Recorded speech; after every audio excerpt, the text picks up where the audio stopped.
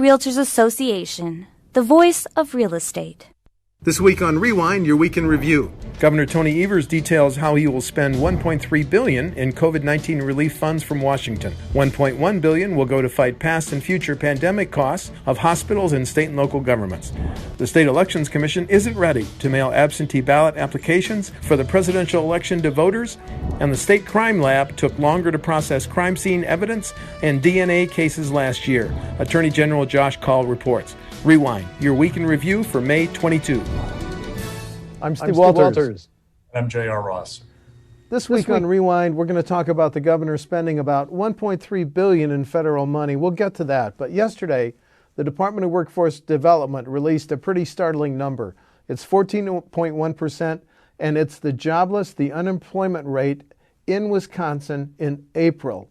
The big increase from 3.1% in March to 14.1% in April, with a private sector job loss of 385,900, and our 14.1% jobless rate is 0.6%. In other words, the national rate, 14.7%.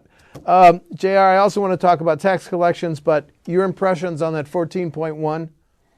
Well, it actually could have been worse, but it's been pretty bad. I mean, if you look back, this is the highest it's been since probably the Great Depression, what we call the Great Recession of 2008. Did not hit that number, about 10%. Great Depression, they think they were Department of Workforce Development, they were around 25% in the 30s, but that built over the course of months and years. This is a total kind of shock to the system. At the same time, back in April, the agency had projected that the employment rate could hit as high as 27%.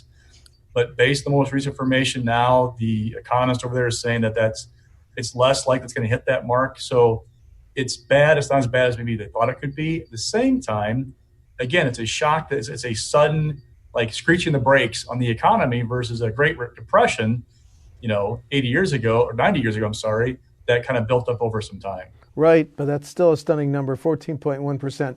And just a programming note, last week I did interview DWD Secretary Caleb Frostman. He took questions on the delay in processing the hundreds of thousands of unemployment insurance claims. So you may want to watch that. Okay, JR. Also on the same day, the Department of Revenue announced 10-month tax collections in this fiscal year, July 1 of last year through the end of April. Now, they were off April 2020 to April 2019, 43%, but you and I agree that's an aberration. So I want to focus on something else. 10-month period, July 1 through the end of April, our tax collections, general fund tax collections, were down 2.4%. So isn't that a more significant number than the 1 month drop of 43%?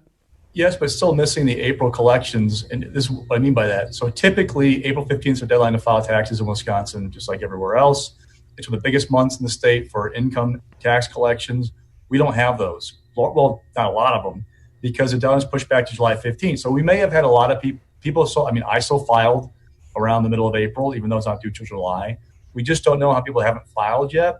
The number is somewhat meaningless without that full picture of the income tax collections. Now, Bob Lang of the Fiscal Bureau, director over there, he did a memo a few weeks back saying that they'll give a better handle after that July 15th filing deadline to see where we're at.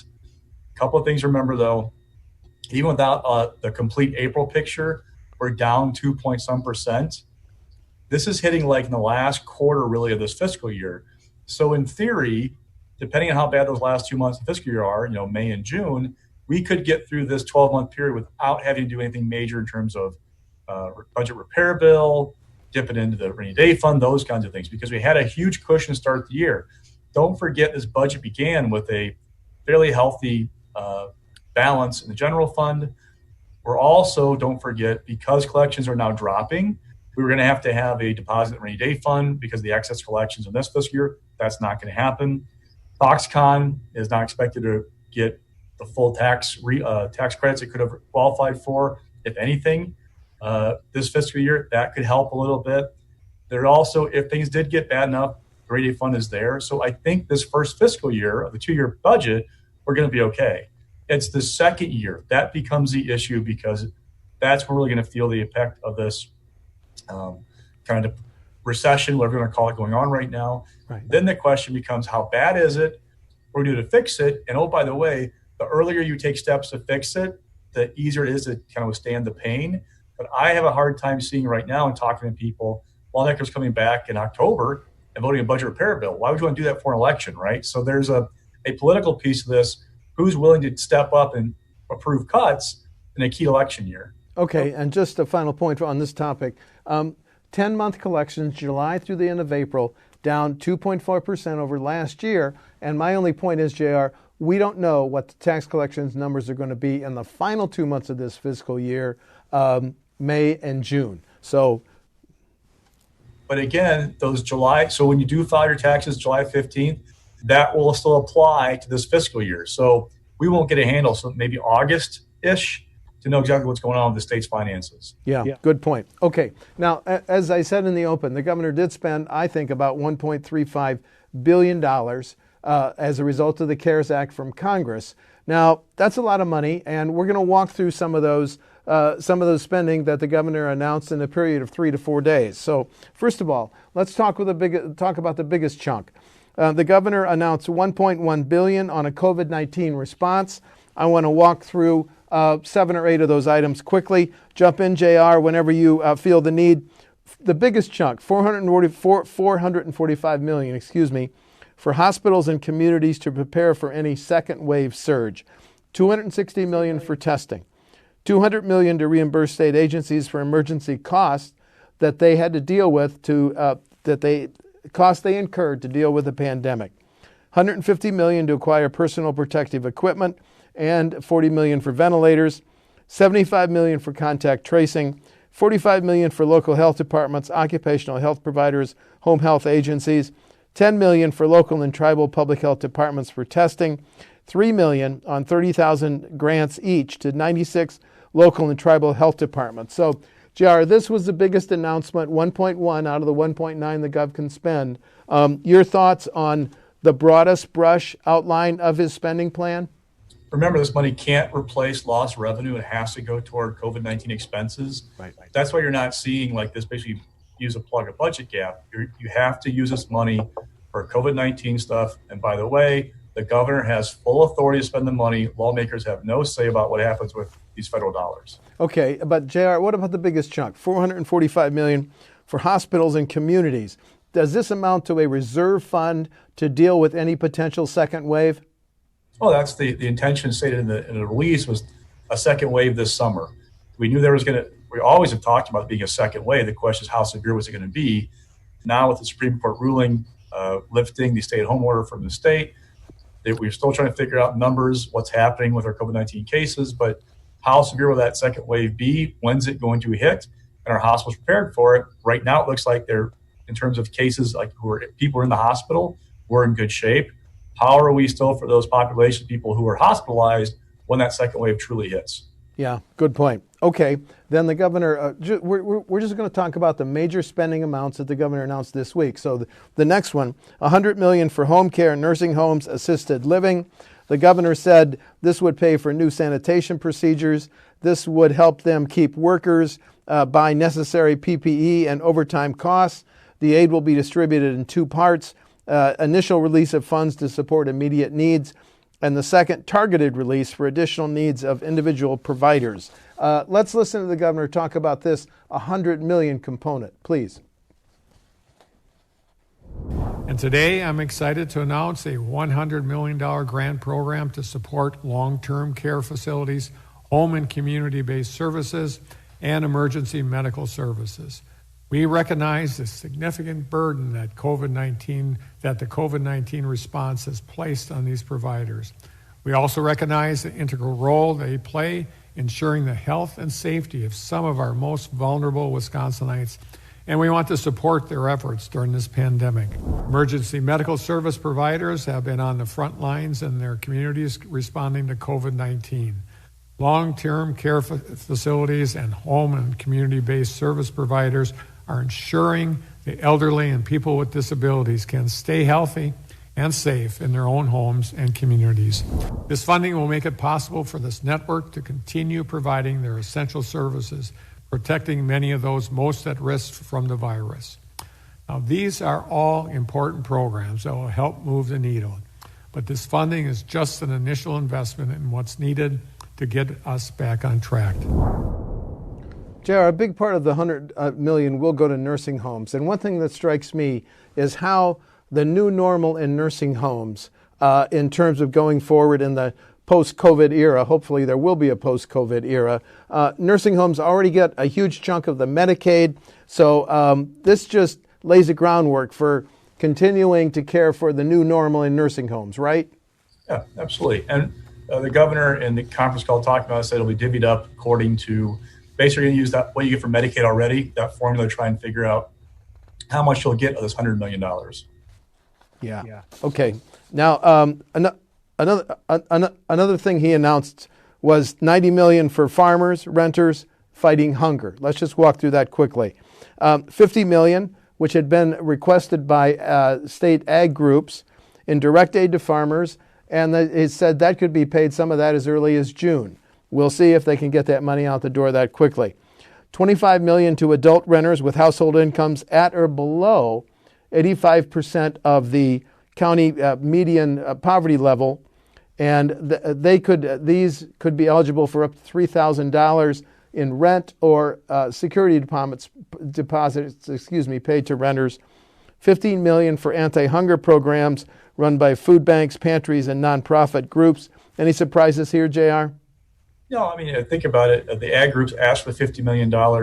He had an executive order on renters and suspending evictions, I believe, a month ago or so.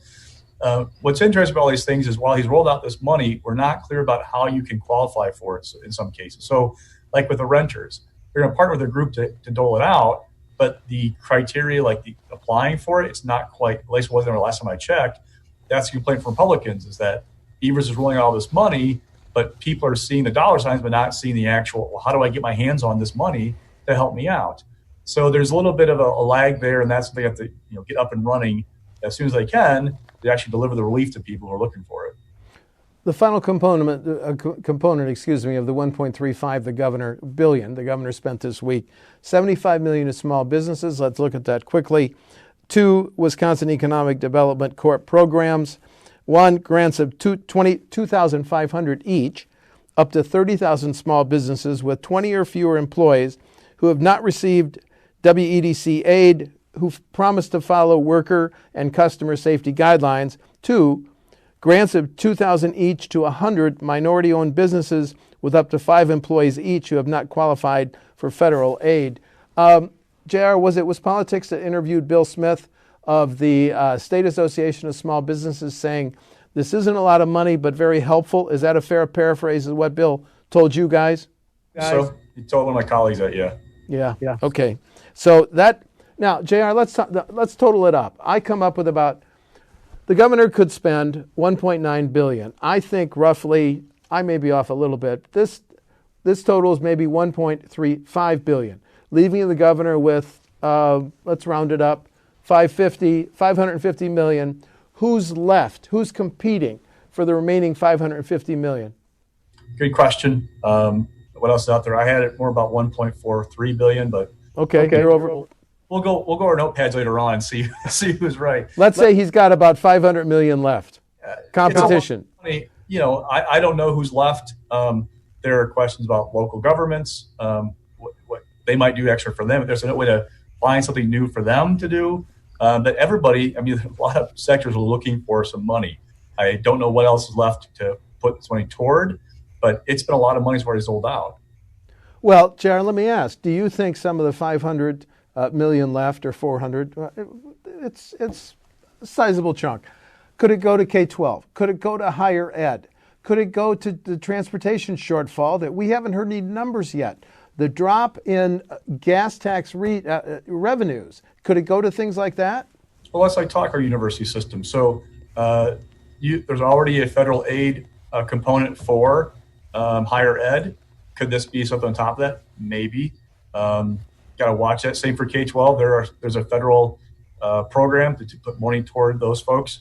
What else could be done on top of that? Not sure just yet. But I think we're roughly around $4 billion in federal money coming to Wisconsin. If you look at the whole picture, this 1.9 the money going to Milwaukee, the city of Milwaukee County, the city of Milwaukee, Dane County, because there's a local government component, the university component, some other things. They're talking a lot of money flowing in right now. And even yet, we are looking at, according to the Evers administration, at least a $2 billion shortfall in terms of revenue in the course of a year. That's a lot of money to make up. So there also are additional needs out there. So like the nursing homes, $100 million is a lot of money in the big picture, but will that cover every expense they have? No. So then what can you do? Is there a way to find more money for them? Well, Evers talked about on a call this week that, hey, I had a bill out there that would have put state money towards some of these issues. Republicans said no. Republican answer is, well, we don't have any money right now. We're basically broke. We can't do any state money for these things because we have K-12. We have Medicaid, other programs to pay for. We can't scrimp on those right now. Well, JR, what are some of the Republican legies which you've been talking to saying about how the governor how the governor is spending? And I'll accept your number, $1.4 billion. What's their response? Frustration that they can't get answers or details of their constituents about how to qualify for the money. I mean, honestly, the big frustration is about UI right now, unemployment insurance. There's a backlog right there. They're being inundated with phone calls. That said, every lawmaker I talk to, Democrat, Republican, tells me that they're getting calls on a daily basis from constituents saying they can't get through on the UI system, get questions answered, and they're not getting their payments. Yeah, okay, I understand. Okay, new topic. The governor, last week we talked about the governor and DHS drafting a scope document, which would have been an attempt to implement Safer at Home, which the Supreme Court voided in some way through the rulemaking process, which would have required cooperation, with the Republicans. The governor this week said DHS has withdrawn that scope document. Let's listen to the governor talk about why. The Republicans made it very clear that they don't believe a statewide approach is the right way to go at this point in time, and they also don't believe that any restrictions are advisable at this time, and they rejected our scope statement. So given that, we will, it just doesn't make any sense to spend a lot of time doing something that we know isn't going to be successful. What we were hoping to do is provide some guidance as it relates to surges, and we were unable to get agreement on that. Well, let's talk about the process a little bit. Before any state agency can implement a rule, it has to provide a scope document outlining the intent of why the agency wants this rule. The scope document was drafted. It was immediately criticized by Republican legislators. We will hear from Senator Nass in a minute. The scope document, as I said, would have been followed by an actual rule. The Republican legislators could have blocked it. The process would have taken weeks, as the governor acknowledged in press conferences last week. And now, the criticism came from Steve Nass, and JR, correct me, is he co-chair of the Administrative Rules Committee? Okay. Administrative rules, yes. Okay. Republican Senator Steve Nass of Whitewater said this: withdrawing the rule, quote, recognizes both a need to utilize lawful approaches in protecting the public health and rebuilding our seriously damaged economy. I have great faith in the people of Wisconsin making the decisions necessary to fight and defeat COVID-19 without excessive government coercion. Now, JR, you subsequently talked to Senate Majority Leader Fitzgerald, who said maybe we can find some common ground on the issue of reopening schools. Talk to me about your follow-up interview with Senator Fitzgerald. Well, he had just laid out that, he doesn't want to talk about stay at home, doesn't want to talk about the Badger bounce back, which is the Governor Evers' plan to reopen the economy. He wants to talk about how do we open K-12 schools this fall? What do we do when kids go back to campuses likely in August? How do we address mass gatherings this summer? Well, the question is, can they feature compromise to the rule process, or might DPI, Department of Public Instruction, might that agency then kind of maybe put in place the framework about schools? Might UB Board of Regents put something in place about how kids come back to campus? Look, the rule process, first you have the scope statement, the kind of the outline of the rule. The one that the Evers administration released basically restated the goals of the earlier stay-at-home order. There's no way Republicans are going to go for that. So they immediately kind of raised objections to it. Evers threw his hands up and said, look, they don't want to agree to this. I'm going to pull, it's not worth the time, essentially, try and put a rule in place.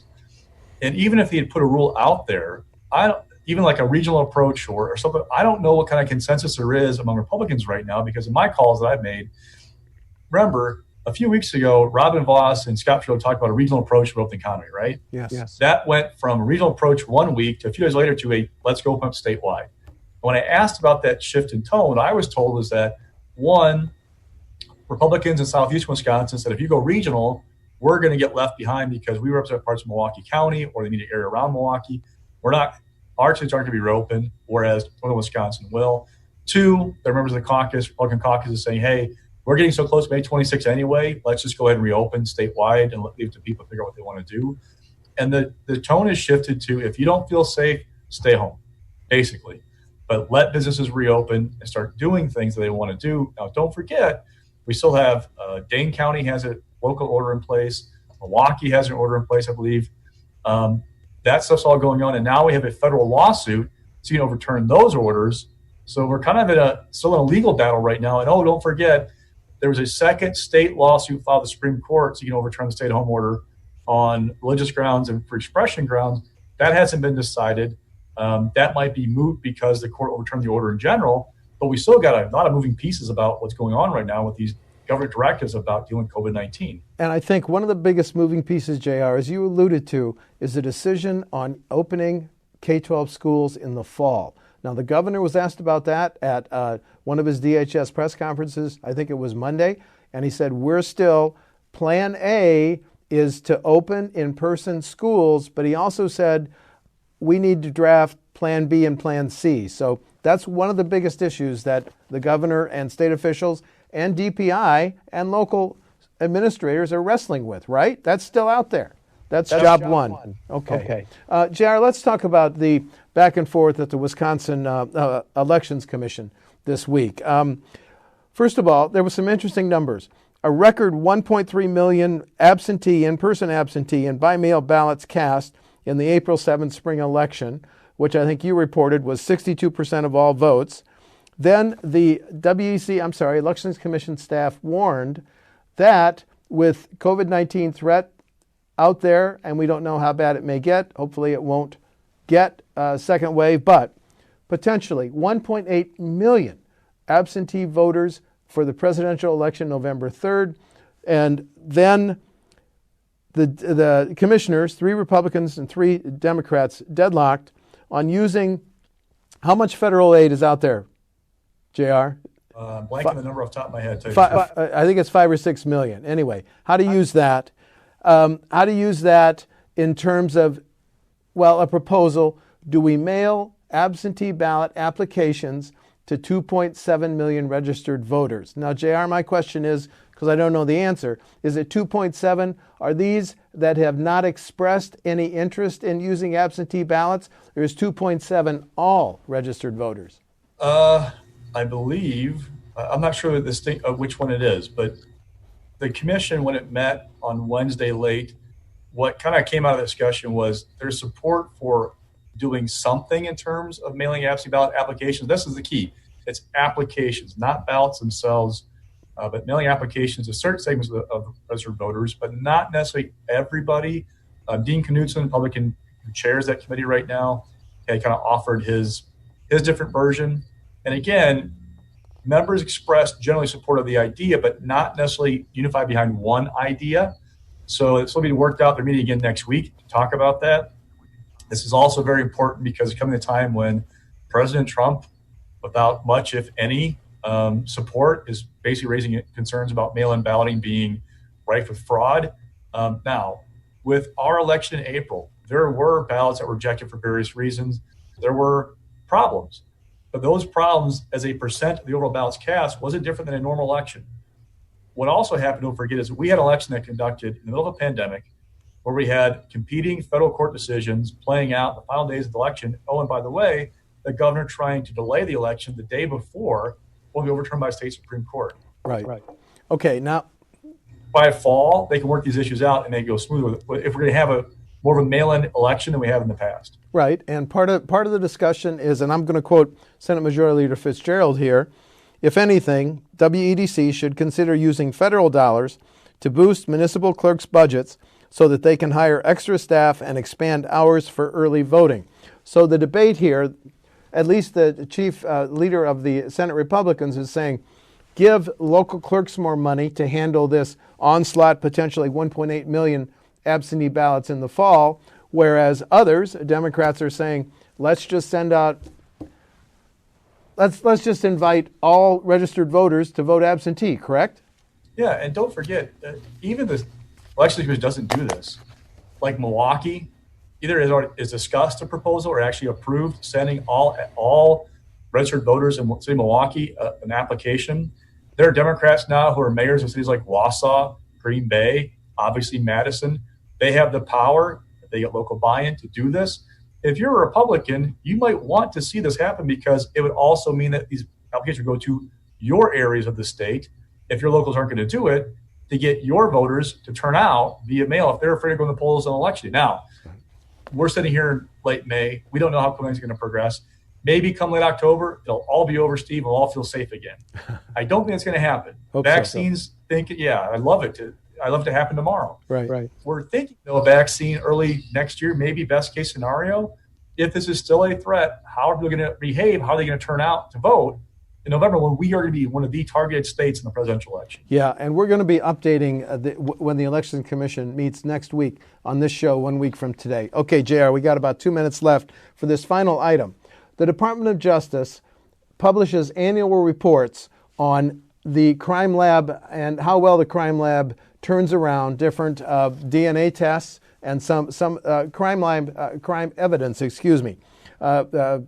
Attorney General Josh Call last week published a report showing that it took longer to process some of these crime evidence and DNA in 2019. Specifically, crime labs took in 10,613 cases last year, 16% fewer than the previous year, and the time to finish a DNA analysis increased to 97 days from 80 in 2018. Finally, the crime response unit took an average of 336 days. That's an important distinction. 36 days to process cases, an increase from 30 in 2018. The Attorney General said the delays in crime lab turnaround times resulted from prioritizing clearing the backlog of rape test kits. The rape test kits backlog has been cleared, and that delayed the testing of other evidence. But, JR, before I turn to you, you and I covered then candidate Call, criticizing then Republican Attorney General Brad Schimmel for some of these same delays. So how much damage done to Call and the Attorney General in his first year in office? It depends where he's at in 2022. So Let's look big picture. Call is saying that there was a lag in cases being cleared by the crime lab because in 18, there's so much focus on those rape kits. Yes. Those that were in the queue delayed, it had to be processed in 19. It slowed down everything else. Now, they're also talking about how they're working with local law enforcement to convince them, hey, don't send us everything. For example, DOJ does not want to have the crime lab working on most misdemeanor cases. That should not be something that they're handling like they have elsewhere. If, come 2022, they've got things cleared up, no problem. If this persists, it's going to be an issue you can criticize out. Public took shots at them this week because they say, hey, you cared about this in 2018, now you don't. Now Carl takes a different tact about that. Also, don't forget, in the 2019-21 budget back in June, or July 1st, early July, it approved additional staffers for the crime lab. Those folks were hired late last year, but they were mostly spent the year being trained. They're now online. So if you have a combination of additional staff in 2020, the old cases, the fewer cases in the queue, as they call it, to be processed, and they're going to turn around incoming ones faster, then everything's going to be okay. Okay. Then it becomes an issue in 2022. Okay, I got it. We're out of time. I'm Steve Walders. And I'm J.R. Ross. That's Rewind for May 22nd, and that's leading into the Memorial Day weekend where the State Tourism Secretary says, we're sorry, we're not recommending travel this weekend because of, you got it, COVID-19. Thank you.